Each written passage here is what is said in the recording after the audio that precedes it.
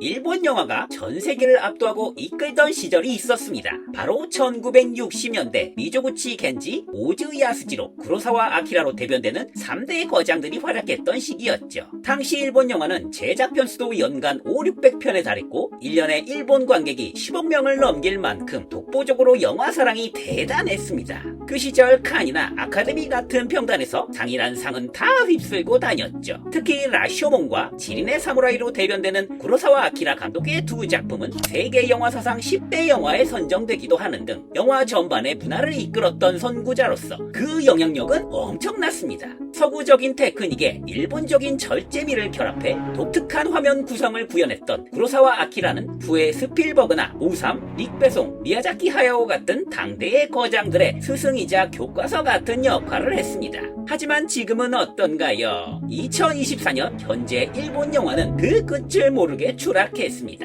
물론 애니메이션 영화는 제외하고 상업 영화 쪽만 봐야 합니다. 애니메이션만 따지면 한국 영화 전체 수출의 2배나 넘어간다고 하죠. 물론 이 부분도 일본 영화계의 부진과 밀접하게 연관돼 있기도 합니다만 과연 그 사이 무슨 일이 벌어졌던 걸까요? 1980년대에도 구로사와 아키라 감독의 라뉴나 가게무샤 같은 불세출의 명작들이 나오기도 했고 90년대까지만 해도 보진 않았어도 그 시절을 살았으면 한 번쯤은 들어보셨을 명작들이 있었습니다. 이누도 이신의 조제 호랑이 그리고 물고기들이나 이와이 순지의 러브레터, 4월 이야기 그리고 대중적으로 성공했던 철도원이나 비밀, 지금 만나러 갑니다 같은 영화들과 더불어 일본 대표 코미디언이자 영화 감독이었던 기타노 다케시 같은 인물은 하나비, 자토이치 같은 정통적인 영화 스타일에서 탈피한 독특한 작품을 선보이며 꾸준히 칸 영화제나 베니스 영화제에서 상을 받기도 했습니다. 하지만 딱 거기까지 90년대 후반에 급속하게 몰락해 일본 영화는 자국인들한테도 철저하게 외면받게 됩니다. 여기에 기타노 다케시는 이렇게 말했다고 합니다. 일본 자국민들은 애니 영화 빼고 자국 영화는 안 본다 라며 한탄을 했다고 하죠. 바로 문제가 된 게 일본의 대중문화와 경제가 잘 나갔던 90년대에 시작됩니다. 그 시작은 아이돌 영화였습니다. 상업적으로 가볍게 출연하는 아이돌 영화들이 다수 제작되면서 퀄리티가 떨어져 나가기 시작했고요. 일본의 투자자들의 모임이죠. 제작위원회라는 집단의 막강한 영향력에 독창성을 잃어버렸습니다.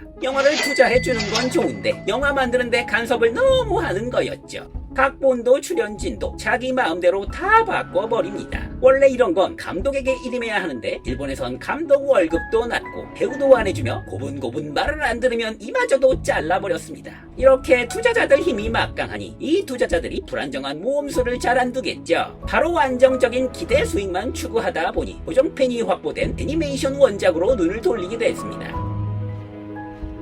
제작위원회는 이미 검증되고 다수의 팬이 확보된 원작 애니메이션을 영화화했고 그 팬들이 극장에서 이 영화들을 봐주고 대박은 안 나도 나름 히트를 쳤습니다. 일본 내수 시장은 제법 컸어서 이렇게 만화 팬들만 영화를 봐줘도 영화계가 돌아갔던 거였죠. 여기에 더해 아까 지적한 아이돌 영화의 폐해까지 접목이 되게 됩니다. 만화가 원작이다 보니 연기가 아니라 만화 속 등장인물에 더 닮은 배우가 캐스팅돼야 하는 거였죠. 연기가 떨어져도 애니 속 캐릭터와 닮은 아이돌이 발탁되는 거였습니다. 팬들은 원작의 보정 심리로 이를 받아들이고 제작위원회에선 계속해서 검증된 애니들로만 계속 영화를 찍어냈습니다. 영화적으로 실험하거나 독특한 연출 따윈 사라져버렸죠. 그냥 유명한 애니 속 그 배우를 잘 캐스팅하고 애니 속 명장면들을 잘 재현만 해주면 되는 거였죠.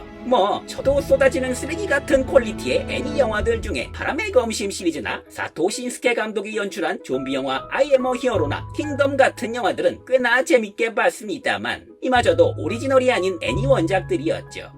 2023년 일본의 연간 박스 오피스를 살펴보겠습니다. 1위가 우리도 많이 본 더 퍼스트 슬램덩크부터 시작해서 2위는 게임 원작의 슈퍼마리오 더 무비, 3위는 명탐정 코난 흑철의 물고기 그림자, 4위는 미야자키 하야오 감독의 은퇴작 그대들은 어떻게 살 것인가, 5위는 킹덤 운명의 불꽃 그리고 귀멸의 칼날까지 15위 안에 헐리우드 대형 영화 2개를 빼고 애니메이션 그리고 애니 원작의 영화를 빼면 오리지널 일본 상업 영화가 단 한 편도 없습니다. 그리고 매년 사골로 나오는 시리즈가 여전히 들어가 있습니다. 바로 원피스랑 명탐정 코난 시리즈인데요. 그냥 그렇게 하향평준화해서 매년 뽑아내는데 여전히 극장판은 봐주니까 계속 만들어집니다. 코난의 극장판은 그렇게 23년 동안 매년 나오고 있습니다. 내년에도 또 나오겠죠. 그리고 일본 영화계의 악재는 이뿐만이 아닙니다. 애니와 마찬가지로 역시 팬이 보장된 시장이 있었으니 바로 일드 시장의 영화화였습니다. 춤추는 대수사선이라는 일본 수사 드라마가 인기가 있자 영화화되어 성공했고, 이걸 기점으로 조금만 일본 드라마가 성공했다 싶으면 굳이 영화로 나와도 될 퀄리티나 완성도가 아닌데도 드라마 외전이 영화로 패키징되어 만들어졌습니다. 이미 팬층이 확보됐으니 저같은 덕후들이야 찾아가서 봐주겠지요. 이렇게 내수 시장이야 어떻게 돌아간다지만 외국인들 입장에선 어떨까요? 저가 세트에 고증 따위는 개나 주고 손발이 오그라들게 오버하는 질 낮은 배우들의 연기, 이런 영화들을 용납하고 봐줄리 마무하겠죠. 점점 그렇게 갈라파고스화되어 외국인들은 더 이상 일본 영화를 아무도 찾지 않게 됐습니다.